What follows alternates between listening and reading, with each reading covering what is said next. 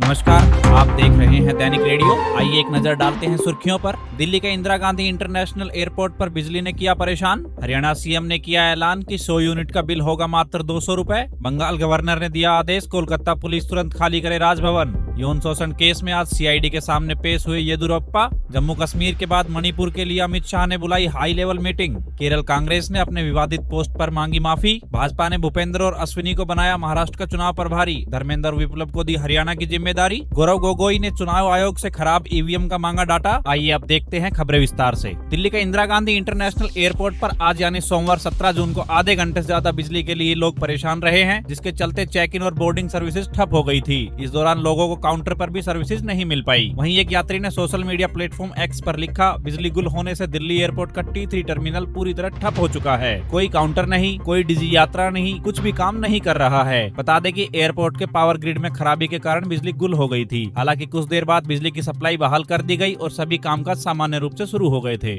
आज हरियाणा के अंबाला में मुख्यमंत्री नायब सैनी ने सूर्य घर मुफ्त बिजली योजना का शुभारंभ करते हुए बिजली उपभोक्ताओं के लिए 2 घोषणाएं की हैं। सीएम सैनी ने कहा कि बिजली के बिल के मंथली मिनिमम चार्ज को सरकार ने खत्म कर दिया है। अब लोग जितनी बिजली खर्च करेंगे उतना ही बिल आएगा। साथ ही सरकार ने यह भी फैसला किया है कि जो लोग 10 यूनिट से 100 यूनिट बिजली खर्च करते हैं उन्हें सिर्फ 200 रुपए ही देने होंगे। इसके दौरान मुख्यमंत्री नायब सैनी ने पीएम सूर्य घर मुफ्त बिजली योजना का शुभारंभ कर अंबाला, करनाल और हिसार जिले के लाभार्थियों को योजना के प्रमाण पत्र भी सौंपे हैं। वहीं बता दें कि अंबाला में हुए इस राज्य स्तरीय कार्यक्रम में विधायकी से इस्तीफा दे चुके बिजली मंत्री रणजीत चौटाला भी मौजूद रहे थे। पश्चिम बंगाल के राज्यपाल सीवी आनंद बोस ने आज सोमवार सुबह राजभवन में तैनात कोलकाता पुलिस के जवानों को तुरंत परिसर खाली करने का आदेश दिया है। रिपोर्ट्स के मुताबिक गवर्नर बोस राजभवन के नॉर्थ गेट के पास पुलिस चौकी को जनमंच में बनाने की योजना बना रहे हैं। हालांकि पुलिस को हटाने का आदेश उस घटना से जोड़कर देखा जा रहा है जिसमें राजभवन में तैनात पुलिस कर्मियों ने चुनाव हिंसा पीड़ित को गवर्नर से मिलने से रोक दिया था। वहीं कुछ रिपोर्ट्स के मुताबिक राज्यपाल का कहना है कि पुलिस उनके निर्देशों का पालन नहीं कर रही है और वे उनके आसपास सुरक्षित महसूस नहीं कर रहे हैं।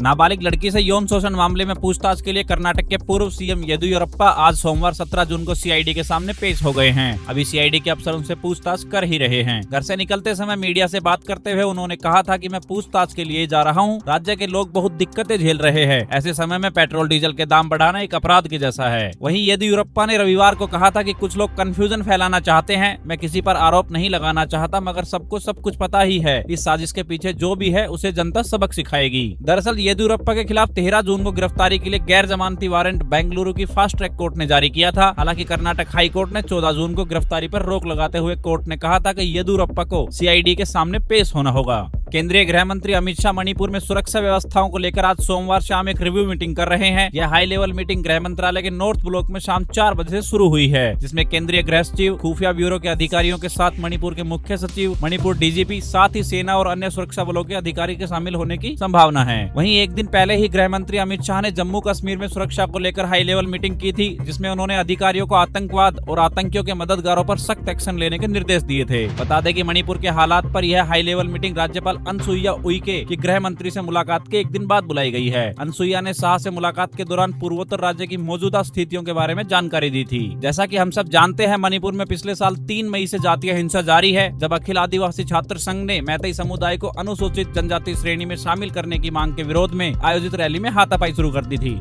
इटली में हुई G7 मीटिंग के 14 जून को ईसाई धर्मगुरु पोप फ्रांसिस और पीएम मोदी की मुलाकात हुई थी। इसकी तस्वीर पोस्ट करते हुए केरल कांग्रेस ने रविवार 16 जून को लिखा था कि आखिरकार पोप की भगवान से मुलाकात हो ही गई। केरल कांग्रेस ने मोदी के भगवान ने मुझे स्पेशल मिशन के लिए भेजा है वाले बयान को लेकर ये तंज किया था। वहीं भाजपा ने केरल कांग्रेस की पोस्ट को पीएम और पोप का अपमान बताया है। विरोध बढ़ने पर केरल कांग्रेस ने रविवार को ही पोस्ट डिलीट करते हुए माफी मांग ली थी। केरल कांग्रेस ने स्टेटमेंट जारी कर कहा कि ईसाई समुदाय की भावनाओं को हम ठेस नहीं पहुंचाना चाहते। हालांकि पीएम की आलोचना से कांग्रेस को कोई हिचक नहीं है। भारतीय जनता पार्टी ने भूपेंद्र यादव और अश्विनी वैष्णव को महाराष्ट्र के लिए राज्य चुनाव प्रभारी नियुक्त किया है। साथ ही धर्मेंद्र प्रधान और विप्लव कुमार देव को हरियाणा का चुनाव प्रभारी बनाया गया है। इसके अलावा पंजाब और पश्चिम बंगाल में विधानसभा उपचुनाव के लिए 5 सीटों पर उम्मीदवारों के नामों का ऐलान भी कर दिया है। बता दें कि जालंधर पश्चिम से शीतल अंगुराल या रायगंज से मानस कुमार घोष, रानाघाट दक्षिण से मनोज कुमार विश्वास, बगदा से विनय कुमार विश्वास और मानिकताला से कल्याण चौबे भट्टाचार्य के नाम की घोषणा कर दी गई है। वहीं दूसरी तरफ कांग्रेस ने भी हिमाचल और उत्तराखंड की 4 सीटों पर उपचुनाव के लिए उम्मीदवारों नाम का ऐलान कर दिया है। इनमें हमीरपुर से डॉक्टर पुष्पेंद्र वर्मा, नलगढ़ से हरदीप सिंह बावा, बद्रीनाथ से लखपत बुटोला और मंगलोर से काजी निजामुद्दीन का नाम शामिल है। असम की जोराहट सीट से कांग्रेस के लोकसभा सांसद गौरव गोगोई ने आज चुनाव आयोग से खराब ईवीएम का डाटा जारी करने की मांग की है। गोगोई ने कहा कि वह पूरे विश्वास के साथ कह सकते हैं कि इन मशीनों ने गलत परिणाम दिखाए हैं। गौरव ने सोशल मीडिया प्लेटफॉर्म एक्स पर एक पोस्ट में लिखा है कि इलेक्ट्रॉनिक वोटिंग मशीनों को अचूक मानने से पहले चुनाव आयोग को यह डाटा जारी करना चाहिए कि पूरे लोकसभा चुनाव के दौरान कितनी ईवीएम में गड़बड़ी पाई गई है। बता दें कि गोगोई का यह बयान ईवीएम से छेड़छाड़ के दावों पर चल रहे विवाद के एक दिन बाद आया है। 16 जून को राहुल गांधी समेत कई विपक्षी नेताओं ने आरोप लगाया था कि मुंबई नॉर्थ वेस्ट सीट से संजय वाइकर के रिश्तेदार का फोन मतगणना वाले दिन ईवीएम से कनेक्ट मिला था। वहीं टेस्ला के सीईओ एलोन मस्क ने भी 15 जून को एक्स पर एक पोस्ट में लिखा था कि ईवीएम को खत्म कर देना चाहिए, इसे इंसानों या एआई द्वारा हैक किए जाने का खतरा है। हालांकि ये खतरा कम है, फिर भी यह बहुत ज्यादा है। ये थी आज की बड़ी खबरें। आप देख रहे थे दैनिक रेडियो। नमस्कार, धन्यवाद।